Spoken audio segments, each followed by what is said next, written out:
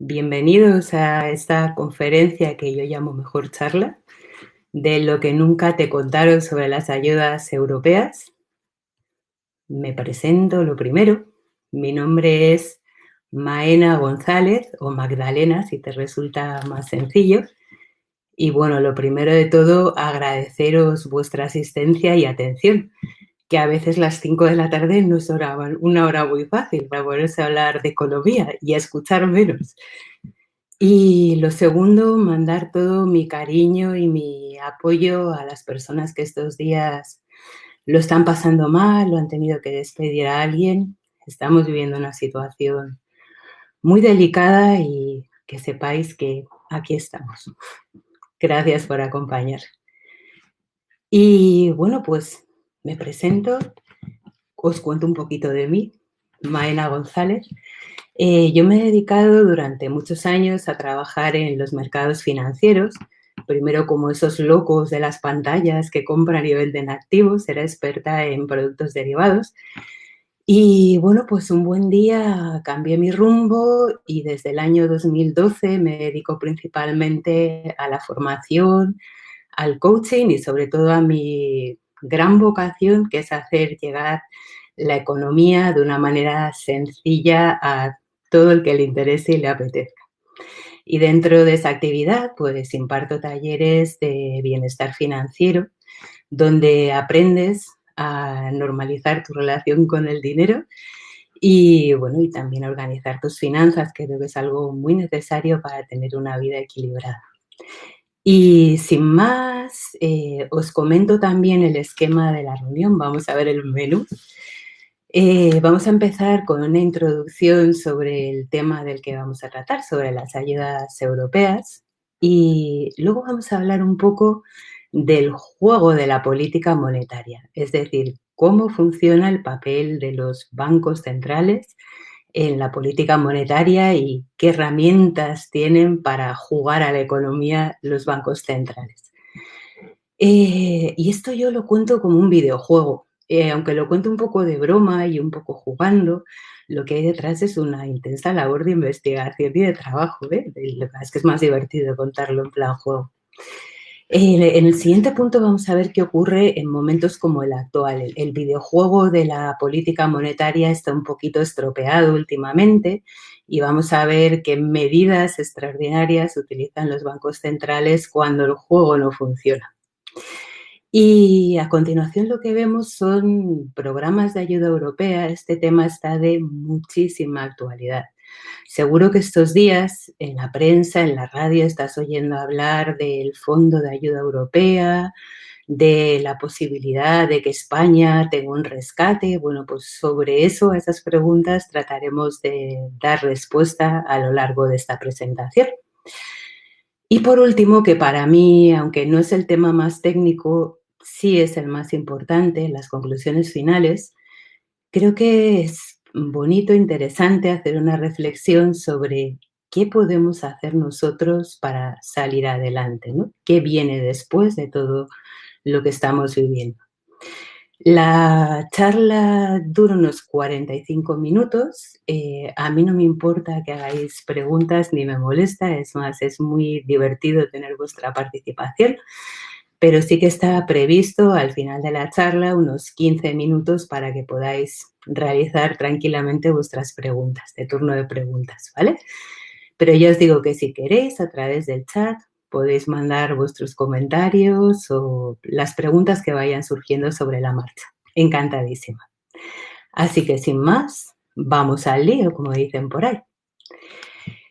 Y empezamos un poco con las preguntas que vamos a resolver en estos 45 minutos, pero primero de todo una reflexión de uno de mis libros favoritos, el Tao Te Ching, que es un libro de filosofía oriental, que nos dice: simplemente date cuenta de tu origen.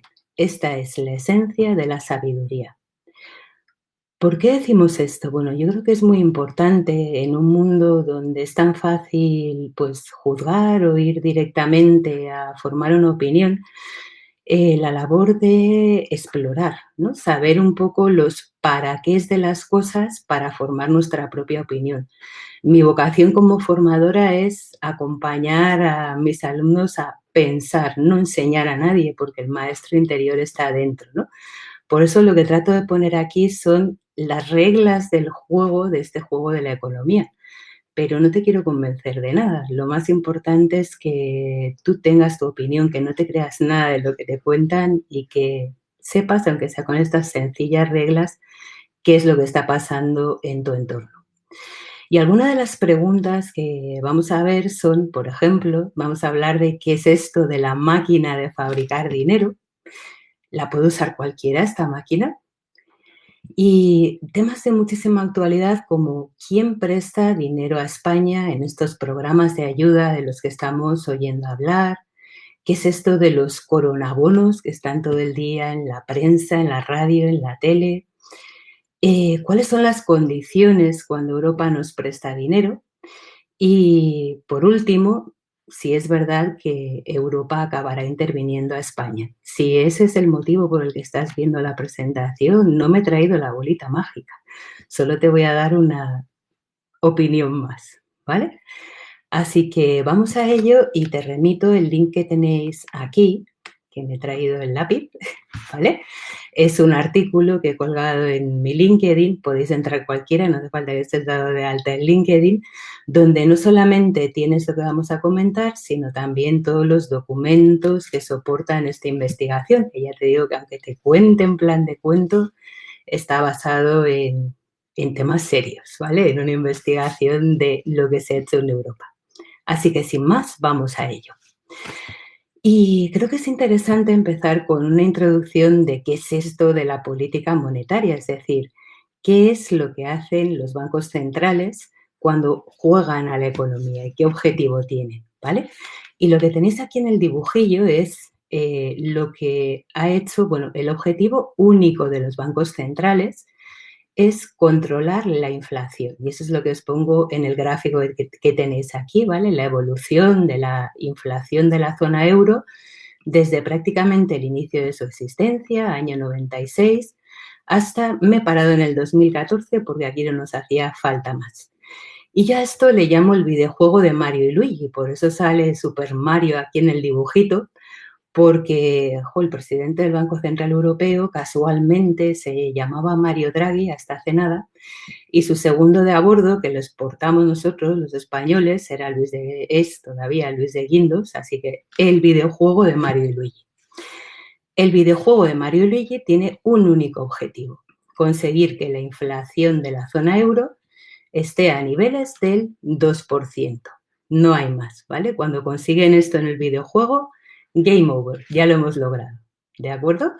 Ves que el nivel del 2%, pues más o menos, en los años tranquilos, en los primeros años del euro, bueno, estaba por debajo, por encima, pero sí puedes ver un momento muy clave en que esto se dispara alrededor del año 2007, antes del inicio de la gran crisis, bueno, de esa crisis, no me gusta nada la palabra, que se inició en Estados Unidos y luego se contagió también a Europa, ¿vale? Ves que estábamos en un momento por aquí, año 2008, de fuerte expansión económica y subida de la inflación y de repente empiezan las vacas flacas y la inflación empieza a bajar en picado. ¿Qué herramienta tienen Mario y Luigi para poder gestionar esto de inflación al 2%? Pues este videojuego es bidimensional. Solamente hay una herramienta para jugar a la política monetaria, que son, seguro que lo sabéis, los tipos de interés. Lo único con lo que juegan Mario y Luigi para conseguir inflación al 2% son los tipos de interés de mercado. ¿Y cómo se juega? Fíjate, cuando los precios de la economía suben muchísimo, cuando la inflación se dispara por encima del 2%, ¿qué es lo que hacen Mario y Luigi con los tipos? Cuando suben mucho los precios, lo que hacen es subir los tipos de interés para que a la gente le apetezca más ahorrar que gastar, ¿vale? ¿Y qué hacen cuando la inflación se pone triste en periodos como este del año 2008-2009, cuando la inflación está por debajo del nivel objetivo? Lo que hacen con los tipos de interés es bajar tipos. porque cuando los tipos están muy baratos, cuando te sale muy baratito pedir una hipoteca, te apetece gastar más, te apetece comprar casas o pedir crédito al consumo, ¿vale? Esa es la herramienta sencillísima del videojuego. Y lo que tenéis en la siguiente transparencia es justo lo que ha ido pasando con los tipos de interés, tanto en Estados Unidos, su banco central es la Reserva Federal, como en Europa. Y ves en el gráfico que en estos años que hemos marcado antes, cuando empieza el problema, para no utilizar la palabra mágica, del año 2007-2008, ¿qué es lo que hace el Banco Central de Estados Unidos? Empieza a bajar como un loco, voy a pintar en azul, los tipos de interés y además lo hacen de golpe. Los americanos son siempre muy decididos, ¿vale? Muy proactivos. Y el Banco Central Europeo, pues veis que empieza la problemilla del año 2008 y empieza también a bajar tipos de interés rabiosamente, aunque mucho más despacio que los americanos y en mucho más tiempo. Veis que aquí hasta llegar a los tipos al 0%, pues tardamos unos cuantos años más que Estados Unidos, ¿vale? Pero al final llegamos al mismo punto, llegamos a tipos de interés al 0% aquí en el año 2013. ¿Y qué se esperaría? Si ya han bajado los tipos de interés hasta el subsuelo, al 0%, ya no se pueden bajar más. Lo que se espera es que la economía se recupere, se anime, ¿no? Que empiece a ponerse contenta, empiece a subir la inflación. Pero ¿qué va? Llegan los tipos de interés al 0% y la economía no se anima, la economía no se reactiva. ¿Y entonces qué hacen Mario y Luigi viendo que sus herramientas del videojuego no funcionan? Pues llaman al creador del videojuego y le piden ayudas adicionales. Oye, por favor, danos más herramientas porque hemos utilizado la que teníamos, hemos bajado los tipos al 0 y aquí la economía no se anima, no se pone contenta, ¿vale? ¿Y qué herramienta le piden o qué herramienta se les ocurre a los creadores del videojuego darles a Mario y Luigi para que animen la economía? Pues justo la que tenéis aquí en la foto. Les dejan utilizar la máquina de fabricar dinero. ¿A que suena fenomenal? La máquina de fabricar dinero es que el Banco Central tiene derecho a meter más dinero dentro del circuito de la economía. Y este nuevo instrumento, ¿cómo se utiliza? Pues normalmente a más dinero, más alegría y más suben los precios. Es también muy sencillo el manual de instrucciones, ¿vale? Entonces, Mario Lee ya no solo tienen los tipos de interés, sino que también pueden utilizar la máquina de fabricar dinero. Y cuando se fabrica dinero, ¿qué se hace con estos billetitos nuevos dentro de la economía? Pues estaría muy chulo que nos lo dieran a los particulares para que nos fuéramos de vacaciones, ¿verdad? Pero no es lo habitual. Normalmente cuando fabrican dinero no nos lo dan a nosotros para que nos lo gastemos por ahí, sino que lo que hacen es prestar dinero al resto de la economía. Es decir, recapitulamos. El Banco Central Europeo en el año 2014-2015 tiene una nueva herramienta que es la máquina de fabricar dinero para animar a la economía y con esta fabrica billetes y se las presta al resto de la economía real. No nos los da a los clientes particulares, ¿vale? Se los da a las empresas y a los gobiernos. Y aquí viene una parte de la historia que yo llamo el hijo pródigo.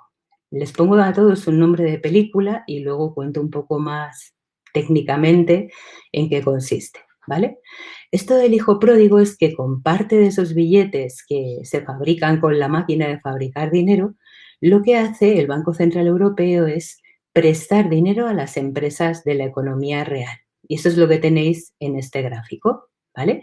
Entonces, el Banco Central Europeo se dedica directamente, no da préstamos, sino que compra bonos, que es lo mismo que dar un préstamo, a empresas de muy buena calidad crediticia.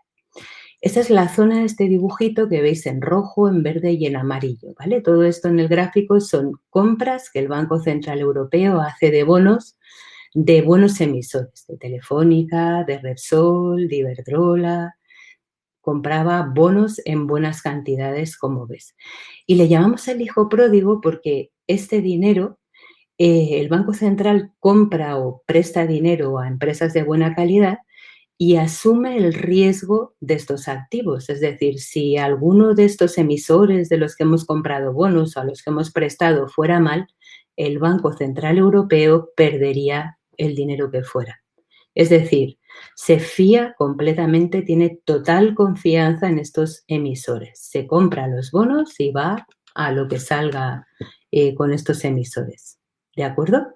Por eso le llamamos el hijo pródigo, total confianza. Con los brazos abiertos les presta dinero a estas empresas y ahí termina la película. Y dentro de esos programas pues se ha comprado una buena cantidad de activos, como veis en el gráfico, y sobre todo en el gráfico siguiente, veis que esta parte que parece chiquitita, en naranja, en amarillo y en verde, unos 500.000 millones de euros, es el volumen de bonos, el volumen de préstamos que ha hecho directamente el BCE a emisores de buena calidad de la zona euro. Pero seguro que os estáis preguntando, ¿y qué pasa con el resto del dibujo? Porque ya ves que la mayor parte del gráfico es una zona azul que además tiene un título diferente. A este le hemos llamado el cuento de la lechera. Pues parte del dinero de la máquina de fabricar dinero se presta directamente a los gobiernos de la zona euro.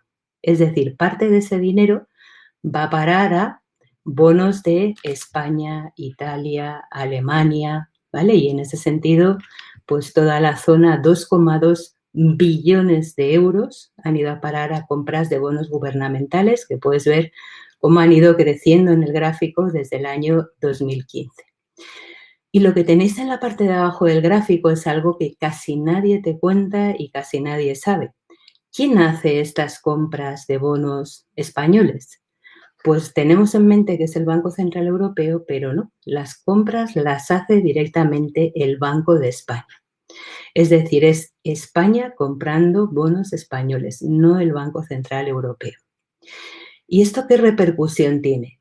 La repercusión es que si hubiera algún problema de impago o empeorara la situación del gobierno español, las pérdidas de esas compras no las asumiría el Banco Central Europeo, las asumiríamos nosotros mismos. Por eso últimamente nos están subrayando tanto el tema de la deuda mancomunada. Esto de mancomunado no tiene nada. Te pongo un ejemplo, y no es una crítica, es simplemente el funcionamiento del sistema, que ya te digo, puedes ver en el artículo de referencia con sus documentos originales. Te pongo un ejemplo de andar por casa, fíjate. Es como si la máquina de fabricar dinero fuera el hermano o el padre rico de una heredera, ¿vale? Este padre rico fabrica los billetes y le da la herencia a la hija, a su hija que se llama Cristina, el padre rico, ¿vale? En vida le da la herencia a su hija Cristina. Y la hija Cristina tiene con esa herencia unos 200.000 euros. Uy, qué raro sale aquí pintar numeritos. Tiene la hija Cristina unos 200.000 euros de dinero que se gasta. Ella está casada con su marido Pepe, los dos españoles, ¿vale? Y esos 200.000 euros se los gastan en una casa. Cuando vemos los números de España, estamos viendo como si tuviéramos 400.000 euros. Decimos 200.000 tiene este matrimonio en una casa y los otros 200.000 los tiene en dinero que se le debe a Cristina, se lo debe el marido a la mujer que se ha comprado la casa con la herencia. Es como si tuvieran 400.000, pero en realidad tienen 200.000. ¿Es esto un problema? Bueno, pues mientras sigan casados Cristina y Pepe no es ningún problema. Pero si en algún momento se les ocurre otra cosa, puede haber un problema, porque ya no tienen 400.000, 200 para cada uno, ¿vale? En realidad, como muy bien has visto, el patrimonio familiar eran solo 200.000 eurillos, no 400. Y además tendrían que vender la casa en un momento que a lo mejor no es el mejor del mundo. Entonces, esto del cuento de la lechera es como hacer las cuentas dobles. Nos deja el Banco Central Europeo dinero, pero en realidad es el Banco de España comprando bonos españoles. No es ninguna deuda europea, es una deuda nuestra que tenemos nosotros con todo lo que ello implica, y esto es toda la zona azul del dibujo. ¿Dónde estamos ahora en esta zona azul? Pues en el mes de marzo, cuando el Banco Central Europeo vio lo durísimo de la situación que venía encima, aprovechó para hacer unas aprobaciones de nuevos programas de compras de bonos. En total aprobó compras de bonos por 750.000 millones más. Y ya había aprobado previamente, unos días antes, 120.000 millones más de compras. Se nos pierden los ceros, ¿verdad? Se nos va, ¡buah! Madre mía, se nos van los números. Entonces, todas estas ayudas 1.000 millonarias, 100.000 millonarias del Banco Central Europeo, que van destinadas principalmente a la compra de bonos, principalmente gubernamentales, lo que hacen es, ¿vale?, darle una parte de la máquina de fabricar dinero a los estados, pero asumiendo ellos la propia responsabilidad del buen fin de ese dinero. No tiene ningún riesgo ni el Banco Central ni Europa prácticamente, ¿vale? Que es lo que tenéis en el cuadrito de abajo. El BCE no asume, tiene un 8% del riesgo de estos bonos, es decir, prácticamente nada. Y esto es la mayor parte de las ayudas europeas que se han aprobado en los últimos días, el cuento de la lechera. ¿Qué más cosas tenemos en Europa para poder ayudar a las economías? Esto es de lo que se estaba hablando, sobre todo este fin de semana. Ayer y hoy han salido noticias también. El famoso y temido Fondo de Rescate Europeo. Aquí se llama ESM, European Stability, bueno, el Fondo de Estabilidad, ¿vale?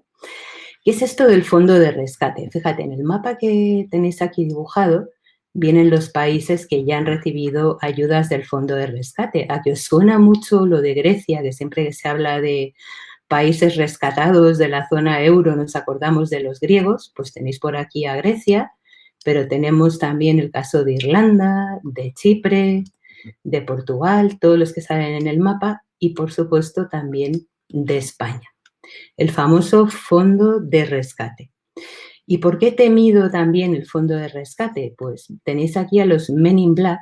Lo temido del Fondo de Rescate es que deja dinero a los países, pero poniendo unas condiciones. Y las condiciones, que os suenan a todos, es que, vale, te prestan dinero, pero luego te mandan a los hombres de negro para comprobar que los países a los que les han hecho préstamos están en condiciones de devolverlos. Y esto normalmente es muy difícil de vender políticamente y por eso no les gusta mucho a los países recibir préstamos por esta vía, ¿vale? Recientemente lo que habéis escuchado sobre el Fondo de Rescate Europeo, bueno, se aprobó un plan a finales de abril donde pues había 100.000 millones nada menos de préstamos para el empleo, para fomentar el empleo. Eso no es del Fondo de Rescate. Iban a dar unos 200.000 millones de ayudas para pymes y, por último, lo que se está debatiendo estos días son para el total de países de la zona euro unos 240.000 millones de euros para todos los países que pueden disponer a través del Fondo de Rescate. Pero cuando nos hablan de este fondo de rescate pensamos en los hombres de negro y decimos, uy, yuyu, esto no nos gusta, ¿vale? Por eso a esta película le hemos llamado El mercader de Venecia, porque al igual que en la famosa obra de Shakespeare, te prestan, pero no es gratis. A cambio, en El mercader de Venecia, el famoso Silo, que el judío pedía una libra de carne, de nada menos, del señor al que le había prestado, del mercader Antonio. ¿Y aquí qué es lo que pide el mecanismo, el fondo de rescate? Bueno, pues fíjate, lo que dan ellos son préstamos para cubrir necesidades financieras, como hicieron con Grecia, préstamos e inyecciones de capital en instituciones financieras. Esto es lo que hicieron en España. Nos prestaron 41.000 millones para rescatar a la banca en el año 2012. Préstamos, bueno, compras también en el mercado primario y secundario de deuda y también líneas de crédito para poder usarse en el caso de necesidad, ¿vale? Esto es lo que ellos ofrecen. Y a cambio, ¿qué es lo que piden los hombres de negro? Bueno, ellos lo que firman, cuando te presta este mercader de Venecia, firman lo que se llama un MOU, Memorandum of Understanding, memorándum de entendimiento, donde ponen a los países una serie de restricciones para asegurarse de que te pueden devolver el dinero. Y las restricciones suenan muy mal políticamente, se llama política de austeridad. Pues en el caso de Portugal, contracción del sector público, racionalización de duplicidades de gasto entre regiones. Por ejemplo, el tema de las pensiones, tanto en Grecia como en Portugal, se recortaron considerablemente. Entonces, políticamente supone una serie de medidas que son muy duras de aceptar y afectan a los sectores más vulnerables de la economía. Muy difícil de vender políticamente. Por eso se llama el mercader de Venecia. ¿En qué parece que va a terminar esta historia del fondo de rescate? Bueno, pues el final de esta historia, estas son las restricciones del MOVE, es todo lleno de señales de prohibido, stop, cuidado, no queremos, ¿vale? Te ponen una serie de prohibiciones para prestarte el dinero, para asegurarte de que tú no te escapas de devolvérmelo, ¿vale?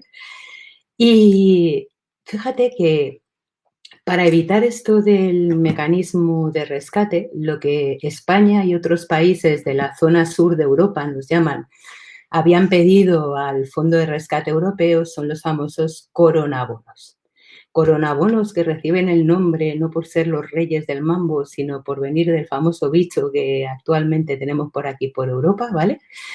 Y estos países, los coronabonos son una especie de deuda mancomunada, es decir, la idea básica sería que Europa emita bonos, que consiga financiación, si son perpetuos mejor, es decir, que no haya que devolver el dinero, y que los responsables de pagar esos bonos sean todos los países de la zona euro. Eso es una deuda mancomunada.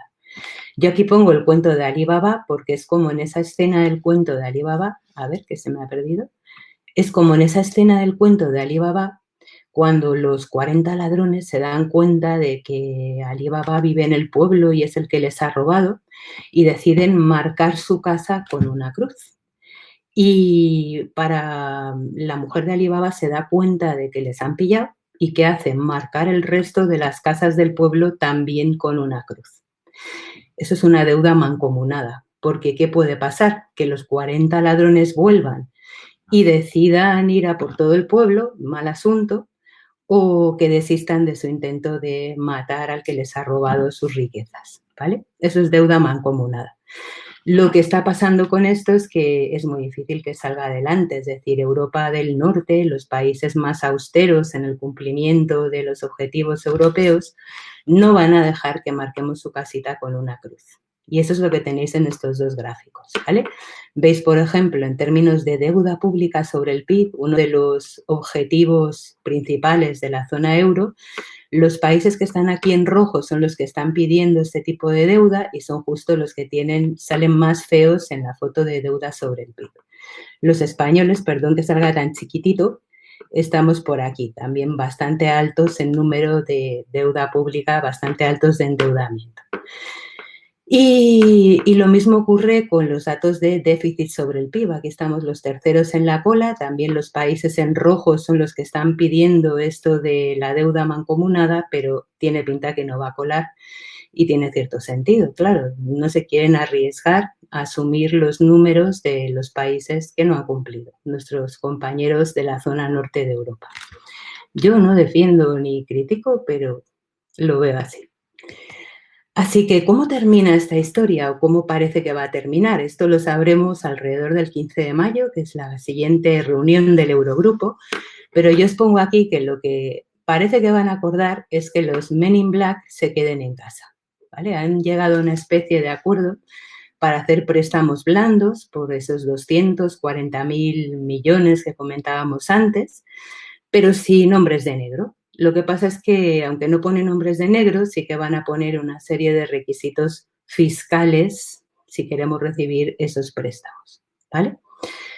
En el caso de España es especialmente duro esto de acudir al fondo de rescate y tal vez por eso nos están diciendo que no vamos a ir, porque ya le debemos bastante dinero al mecanismo de rescate. En el año 2012 Europa rescató a la banca española, pero el préstamo en realidad se lo dio al gobierno español, no a los bancos. Y de ese préstamo que nos hicieron de 41.000 millones, digo en números redondos, nos quedan por devolver en números redondos unos 23.000 y hay que devolverlos a partir del 2022. Y parece que no va a ser fácil con este último capítulo económico que estamos viviendo.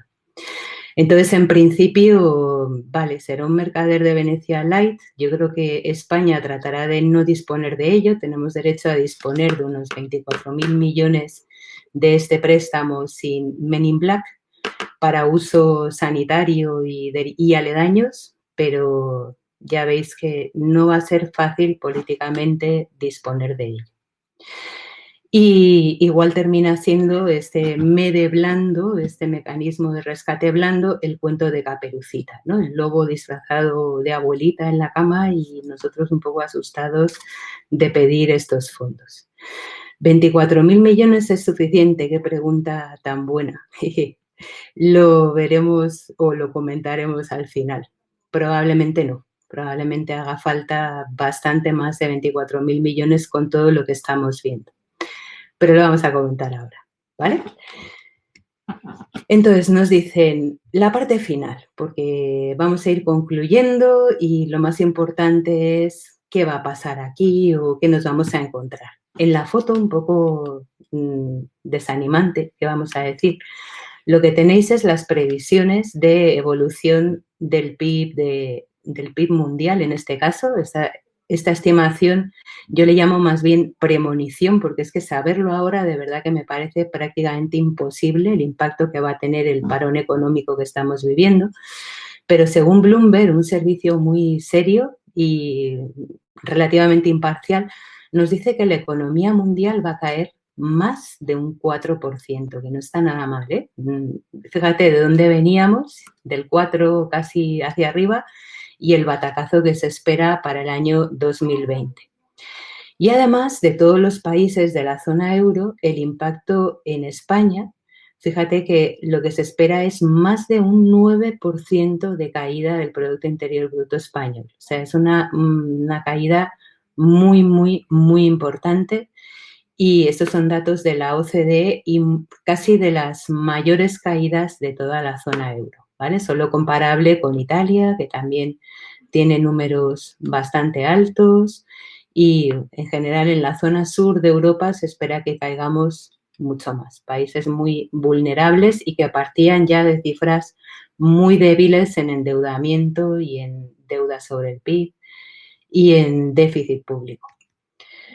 Y fíjate, aparte de los números que, bueno, estas son las previsiones del Fondo Monetario Internacional, es uno de los pocos organismos que se ha atrevido a ponerle números, pero ya os digo, hice un informe hace unos días que se llama El Gran Cierre, The Great Lockdown, y lo que nos habla en el caso de España, fíjate qué triste, pues esperan caídas en España e Italia alrededor del 8-9%, o sea, todavía superiores a las que estábamos comentando para el conjunto de la economía mundial. Y lo que veis en el gráfico de la derecha son las caídas económicas por países desarrollados y subdesarrollados. Y veis que la zona roja, que son los países emergentes, pues van a tener menor caída y probablemente más fácil recuperación que nosotros, porque también han tenido menos impacto en todo este movimiento económico, ¿vale? Muchos economistas que son muy salados y muy creativos están diciendo que la recuperación, en vez de ser en V, que nos decían al inicio, en V es cae muy rápido y recupera muy rápido, es muy intuitivo lo de la V, ¿no?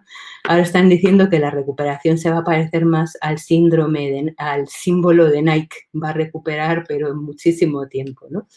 Ya os digo que es súper prematuro decir cuándo vamos a tener una recuperación, porque depende muchísimo de la profundidad de la caída, que es lo que estamos viendo en los gráficos, pero depende muchísimo sobre todo de cómo de tocados quedemos los que estamos viviendo esta experiencia después, que es lo que vamos a comentar en la parte final. Me sugerís por aquí que las perspectivas de caída del PIB del Banco de España, si el Banco de España hizo 3 escenarios y en su escenario más pesimista prevé más de un 13% de caída, como nos comentas por aquí, Xavier, para el PIB español. Es una caída muy fuerte, de todas formas ya os digo que depende muchísimo, sobre todo del momento actual, de lo que hagamos cuando empecemos a recuperarnos, ¿vale? Y de lo que hagamos cada uno de nosotros. Y vamos un poquito más. Estos graficuchos que ponemos los economistas tan chiquitajos, ¿vale? No me voy a entretener mucho en ellos, pero muchos preguntáis, oye, Maena, ¿es ya el momento de comprar bolsa? Y yo te diría, pero es una opinión más, ya te digo, no me creas, creo que no, ¿vale? Lo que tenéis aquí en la primera parte es la caída que han tenido los bonos y las bolsas en la parte de abajo en los países desarrollados, en los países avanzados, y veis esto es subida de tires, bajada de precios, lo mismo, ¿vale? En el caso de los bonos, fijaos lo que diríamos coloquialmente el batacazo que llevan, y en el caso de la bolsa no está nada mal. Y, uy, ¿qué ha pasado? Perdón, ¿eh? Ay, se me ha ido aquí. No sé qué ha pasado. Un segundito, ¿vale? Que he perdido la pantalla. Ay. Vale, he vuelto. Vale, entonces, el momento, no sabemos cuándo veremos la señal, pero está claro que para mí por lo menos que ahora mismo no es. O sea, veis que los mercados cuando caen han recuperado un poquito de la caída. Incluso hay mercados como el Nasdaq en Estados Unidos que está por encima de los niveles que tenía en febrero, pero yo no me fiaría mucho. Y lo mismo ha ocurrido en los países emergentes con las bolsas y con los bonos, ¿vale? Llevan una caída fortísima, no hay ninguna señal visible de recuperación, quiero decir, se recuperarán, pero yo soy una inversora sensata y prefiero esperar a tenerlo claro y que otro gane el primer euro, el segundo y hasta el 10º, pero yo ahora mismo no me arriesgaría, ¿vale? Los mercados tienen una pinta muy peligrosa. Por último, hemos dicho, fíjate, la recuperación depende muchísimo de qué ocurra, cómo de profunda sea la caída, lo que sepan hacer los gobiernos para ir recuperándose, pero tiene que ver muchísimo con nosotros. Y en eso sí que podemos hacer cosas, es lo que te pongo en la parte final, ¿vale? Entonces, hay como 5 puntos que yo creo que son claves a nivel micro, yo conmigo mismo. Lo primero es el impacto del miedo. ¿Cómo vamos a salir nosotros de lo que hemos vivido? ¿Vale? El miedo sobre las personas tiene como un doble impacto. Al principio te puede producir activación, ¿no? Te apetece hacer cosas, te puede producir también parálisis. Es algo que podemos gestionar cada uno de nosotros. A mí esta temporada me ha sentado bien y sé que cuando vuelva a salir a la calle va a haber muchas cosas que me van a costar muchísimo. Me voy a encontrar un mundo lleno de normas que no me van a gustar y que me va a costar adaptarme, ¿vale? Pero me apunto a dirigir mi propia vida, no al paternalismo, no al miedo, sino vamos a ver por dónde tiramos con esta nueva situación, ¿vale? Y un segundito con las preguntas, que comento esto y vamos directamente a ellas, ¿vale? Y vuelvo sobre el chat para que no las tengáis que volver a escribir y muchísimas gracias por ellas. Lo segundo importante son qué aprendizajes nos llevamos de este proceso. O sea, cuando yo trabajaba en mercados viví la crisis de Lehman, la crisis griega, y yo creo que los momentos de bajada son los de mayor conocimiento, tanto en el ámbito personal como en el ámbito económico. ¿Qué aprendizaje recogemos? Creo que, fíjate, en todo este momento hemos aprendido a teletrabajar. Los nuevos hábitos de trabajo ahorran un montón de dinero a las empresas, a las familias, ahorran muchísima contaminación al planeta. Entonces, tal vez es manera de incorporarlos total o parcialmente a nuestro día a día para ayudar en esta recuperación, pero también para que todo esto al final tenga un impacto positivo incluso en nuestro entorno. Siguiente pregunta. ¿Con qué queremos llenar los espacios vacíos? Estas no son preguntas económicas, son micro, son tuyas como persona, ¿no? A mí en estos días se me ha vaciado la vida de mucha gente que quiero y que me gustaría ver y abrazar. Y se me ha llenado muchísimo de silencio, de reflexión, y no ha sido mala cosa. Hay muchas cosas que he dejado de hacer, que me ha servido para replantearme, ¿realmente esto me gustaba y me apetecía? Creo que es un momento de cambio vital. Yo por lo menos me apunto a eso, ¿no? A redefinir, redecorar mi vida con lo que la nueva situación traiga. Porque lo que importa no son las circunstancias, lo que importa es que tú sepas sacar, o en mi caso, ¿no? Que sepas sacar lo bueno o lo que es favorable para mí en cada situación. Y yo a eso me apunto. Mi siguiente pregunta es, ¿qué quieres ser de mayor? Al final, cuando te pones a dar una charla, acabas hablando de ti mismo. Yo siempre lo hago, ¿eh? ¿Y qué quieres ser de mayor? Quiere decir, estamos viviendo y vamos a vivir más cambios. Muchas personas han vivido y están viviendo ERTES. Va a haber pérdidas de empleo seguro en todo este proceso. También es un momento para descubrir tus habilidades, para desarrollar eso que puedes hacer y que sabes hacer, pero todavía no te has atrevido. Yo te invito a explorarlo porque es una forma de salir de cualquier situación, ¿no? Descubrir qué más sabes hacer. Y la última pregunta, tal vez la más interesante, es ¿quién va a liderar los cambios que vienen? No solamente en el ámbito económico. Y yo apunto a un líder tipo Nelson Mandela en la película Invictus, ¿no? Esos líderes que son capaces de ser capitanes de su alma y dueños de su vida, de predicar con el ejemplo, ¿no? De dirigir con honestidad a las personas hacia pensamientos nutritivos en vez de juicios destructivos. Tal vez estamos viviendo el nacimiento de un nuevo liderazgo que tanto buscan las escuelas de coaching y yo me apunto a buscarlo. No sé quién tendrá nombres y apellidos en esta historia, pero yo me apunto a liderar mis propios cambios y los de todos los que os apuntéis a cambiar y adaptaros. Y con todo esto, aquí os dejo mis coordenadas, pero voy a ir leyendo preguntas porque se me están acumulando y está muy feo no responder a lo que vais preguntando, ¿eh? Pero podéis ir escribiendo en el chat si queréis. Me decíais, Josep, que qué opinas de ir comprando a plazos cuando estábamos hablando del tema de la bolsa. Es una práctica buena lo de ir entrando a poquitos, ¿vale? A medida que ves que el mercado se recupera, vas invirtiendo, pero una de las cosas creo que es importante en un momento de cambios tener, que es lo que han hecho muchos clientes, una cantidad importante de dinero en liquidez. Intentar no tener invertido lo que puedes necesitar a medio plazo. A medio plazo yo le llamaría los próximos 6 meses. ¿Que luego quieres ir probando en bolsa? Bueno, hay un índice, un indicador, que los economistas somos muy traviesos, que se llama Fear and Greed, como miedo y codicia, que se lo inventaron los de la CNN, que te dice como el grado de peligroso que está el mercado. Y este indicador al principio de marzo tocó niveles de 2, que quiere decir máximo peligro, cuando está a niveles de 100 es máxima codicia, ¿vale? Ahora mismo está como en 45, te está diciendo, hombre, ya va teniendo buena pinta esto. Yo por mi experiencia, pero igual soy demasiado miedosa, creo que puede volver a darnos sustos a medio plazo. Cuando se empiecen a publicar los números macroeconómicos, puede haber malas noticias que pueden traer más caídas del mercado. Pero ya te digo, es una opinión más, ¿eh? No te quiero convencer. Poco a poco, en cualquier caso, es buena idea. Nos dice Henry que la caída de la bolsa, las americanas están en V. Ahora las vemos, ¿eh? Han recuperado un poquito, pero VV, y están recuperando con volumen. Y el volumen, es verdad, confirma la evolución del precio normalmente. Lo comento para que profundices tu opinión.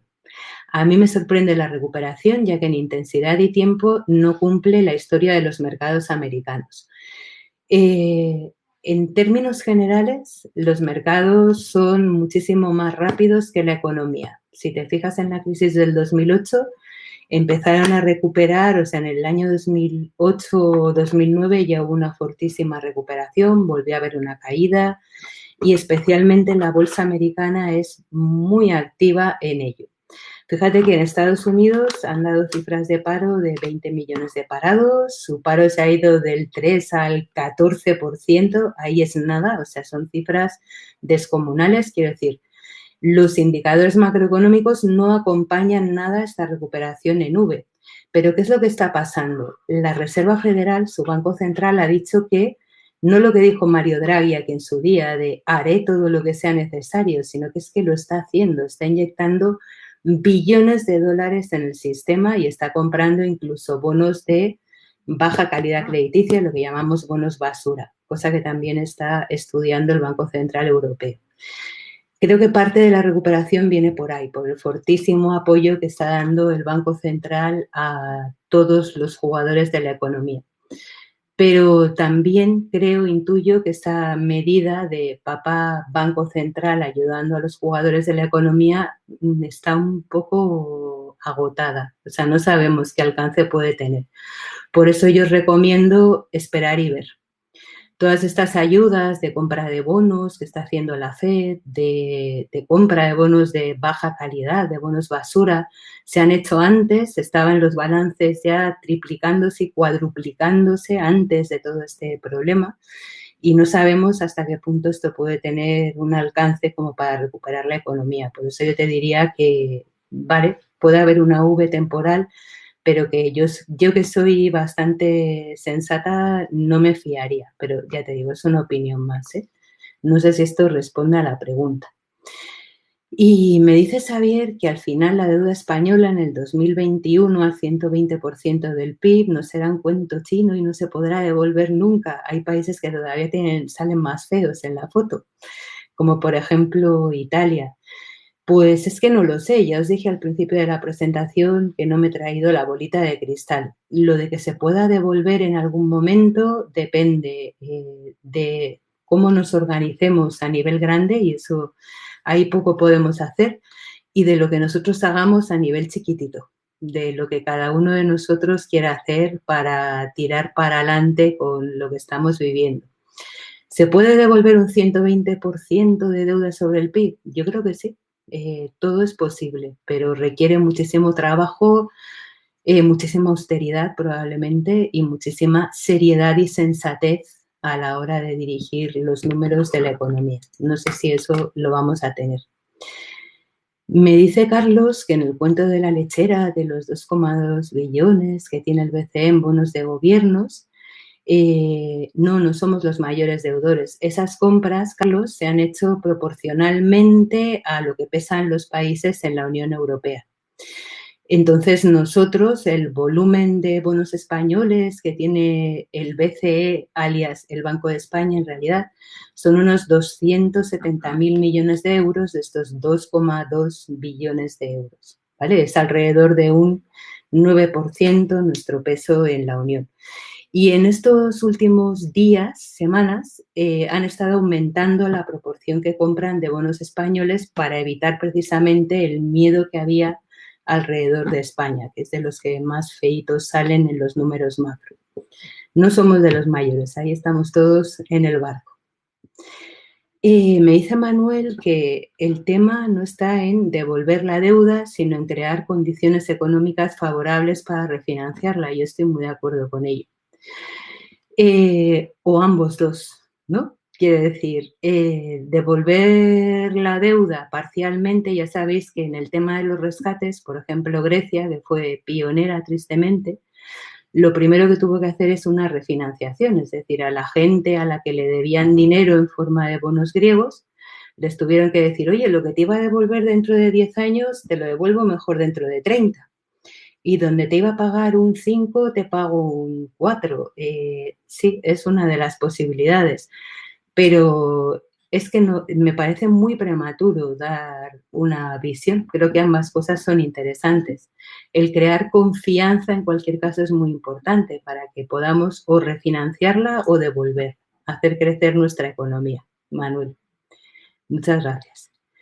Nos dice Ramón que cómo vemos el papel de las criptomonedas en esta crisis y qué opinión tenemos al respecto. De las criptomonedas prácticamente ninguna, porque para mí es un mundo completamente desconocido.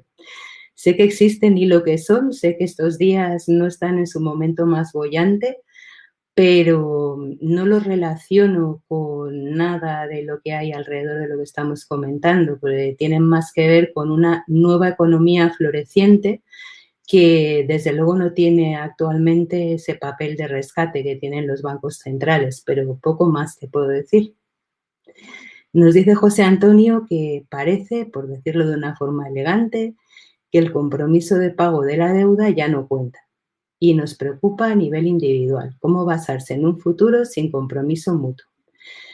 Pues no sé si entiendo muy bien la pregunta, José Antonio, que si no hay compromiso de pago de la deuda, por ahora se está pagando toda en la zona euro. Ha habido algún problema puntual en estos rescates que hemos comentado, pero en todos ellos, en todos los programas de rescate, han ido los hombres de negro y se han cumplido las condiciones que han establecido. Yo creo que sí que hay compromiso de repago, porque si no lo hubiera, o al menos de momento lo hay, no sé qué puede pasar en un futuro. Si no hubiera compromiso de repago, otro gallo nos cantaría. Sería mucho más fácil aprobar libremente la concesión de ayudas sin condición a los países de la zona euro. No sé si esto contesta la pregunta, pero de momento y en la zona de España creo que hay compromiso. Por ejemplo, estamos viviendo estos días el tema de Argentina, que está renegociando por enésima vez su deuda y ahí sí que parece que o renegocian o se cae el país, ¿no? Aquí hay compromisos, si no las rentabilidades de los bonos españoles no serían del 1 y pico, serían muchísimo más altas. Nos dice Luis que si los italianos aportan fiabilidad a la economía dando vales de vacaciones, pues a mí no sé si me da confianza, pero me daría mucha alegría recibir una, Luis. Eh, eso es darle a la máquina del dinero y repartirlo, el helicóptero del dinero, le llaman. Pues no sé si eso da confianza, a mí no. No sé al mercado. De momento, los bonos italianos, con la ayuda del Banco Central Europeo y a pesar de esto de los vales de vacaciones, están aguantando. Nos dice Jesús, no gusta aquí el mecanismo MEDE suavizado, pero ¿de dónde entonces se sacan los 24.000 millones? Yo no descarto que acudamos al MEDE suavizado porque, bueno, ha habido un esfuerzo de ayuda y en cualquier caso la película no ha terminado. O sea, no perdamos de vista que esto empezó hace 2 meses, que ha habido muchas novedades y va a haber mucha redefinición del papel de la zona euro y de las ayudas. O sea que no lo sabemos. Seguiremos mirando, eso es lo bonito de la economía, que es una ciencia viva, cambia cada día. Es bueno proteger a la economía de consumo, nos dice Luis, qué pregunta tan interesante. Para mi gusto no, pero eso va por barrios. Cuando proteges a la economía de consumo, le quitas la oportunidad de desarrollar sus propias iniciativas, en parte, ¿no? Es un tema igual un poco extenso para tratarlo aquí, pero yo soy más partidaria de, bueno, ayudas temporales, sí, pero cuanto menos tiempo mejor para permitirles que desarrollen ellos sus propias iniciativas, que son muy listos. Nos dice Luis que el exceso de liquidez puede ser positivo para el mercado bursátil. En principio sí, el que hay, y para eso, por eso están los bancos centrales inyectando liquidez. Incluso algunos bancos centrales se permiten el lujo de comprar acciones. Eso sí que es muy positivo para el mercado bursátil, ¿sí? En principio sí. Nos dice Leopoldo si podría llegar a ser finalmente una corrección de la economía estructural y no coyuntural, como opinan muchos inversores. Pues Leopoldo, es muy buena pregunta también. Yo creo que eso va por barrios y para mi gusto creo que sí, que va a ser más estructural que coyuntural, que lo que vamos a ver en estos días, meses, va a suponer cambios que probablemente se queden tiempo con nosotros. Nos dice Xavier que siempre había pensado que las compras masivas de bonos y deuda de gobiernos y corporativa han ido a parar al balance del BCE. Por las explicaciones, la realidad es el Banco de España el que articula las compras y que este volumen de deuda se incorpora al Banco de España. Sí, es correcto lo que dices. Y además, si lo quieres ver en el documento anexo que se ha dejado, en el artículo que escribí, ahí tienes justo dónde está documentado, porque a veces no es fácil de encontrar y las siglas que utilizan para estas ayudas son un poco difíciles. El PSPP, que es Public Sector Purchase Program, son precisamente estas ayudas. Y sí, sí, las están comprando porque la gestión del Banco Central Europeo, las decisiones son centralizadas y las ejecuciones son descentralizadas. Las compra el Banco de España. Lo has interpretado bien.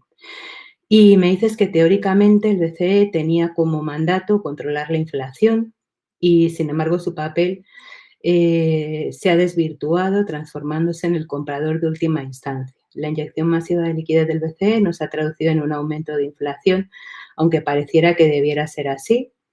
¿Y dónde está yendo la inflación? Sí, su mandato no ha cambiado realmente, sigue siendo el mismo que tenía en la constitución del Banco Central, conseguir la inflación al 2%. Lo que han cambiado son los instrumentos, por lo que comentábamos, porque se ha agotado el videojuego. O sea, cuando han bajado los tipos hasta el 0% y no ha funcionado, han empezado a jugar con la máquina de fabricar dinero. Entonces, su mandato sigue siendo el mismo, la inflación no está subiendo y no sabemos qué pasará, porque además estamos en un momento, tangencialmente, ya sabéis que el petróleo se está desplomando, eso tampoco ayuda a que suba la inflación de la zona euro. Así que a tu pregunta de dónde ha ido la inflación, el propio Banco Central Europeo ha dicho que es una gran incógnita lo que pasará con la inflación en el futuro después de estas inyecciones masivas de liquidez. No sé, a la siguiente burbuja de deuda ha ido, pues burbuja hay, o sea, es una pasada la cantidad de bonos gubernamentales y el volumen de los bancos centrales. Nos dice Luis, la relación deuda pública interna-externa, ¿qué importancia tiene? No sé si entiendo bien tu pregunta, no sé si te refieres a la relación de deuda pública que tiene España respecto al resto del mundo. Si me lo explicas un poquillo mejor, te puedo responder porque no entiendo muy bien la pregunta. Nos dice Enrique, ¿crees que la FED está comprando directamente en el mercado de valores, acciones? Bueno, de momento está comprando bonos a mansalva, pagarés, ETFs, que son fondos cotizados, acciones era algo que estaba valorando, no sé si haciendo ya, está comprando todo. Entonces, es una forma de sujetar los mercados de valores, pero que probablemente tiene fecha de caducidad. Es un poco peligroso multiplicar tanto los balances de los bancos centrales. Y nos dice Enrique, la compra de deuda soberana por parte del Banco de España tiene límites marcados por el BCE. Sí, en principio el BCE ha ido comprando, como decíamos, proporcional al capital de cada estado en la Unión. Quiere decir, de España tiene que respetar alrededor, no puede comprar más de un 10% del volumen total de compras, 10, un poquito más, ¿vale? Se puede desviar un poco y como máximo un 33% de la deuda pública. Pero ahora mismo esos límites los está ampliando. O sea que podría llegar al 50% de la deuda pública. Y de hecho, con este nuevo programa probablemente lleguemos a finales de año al 40% de la deuda pública emitida. No está mal, ¿eh? Madre mía. Pues si queréis damos paso a una última pregunta que creo que estáis escribiendo y con esto terminamos. Un gusto tanta intervención y tanto debate, ¿eh? Muchísimas gracias, es muchísimo más divertido, ¿sí? Bien, pues son justo las 6. Muchísimas gracias a vosotros, qué bien. Pues un placer acompañaros. Tenéis ahí mis coordenadas si queréis comentar cualquier tema adicional. Y bueno, os deseo que os cuidéis muchísimo, que os cultivéis muchísimo y adelante con todo. Muchas gracias. Un abrazo grande a todos. Hasta pronto.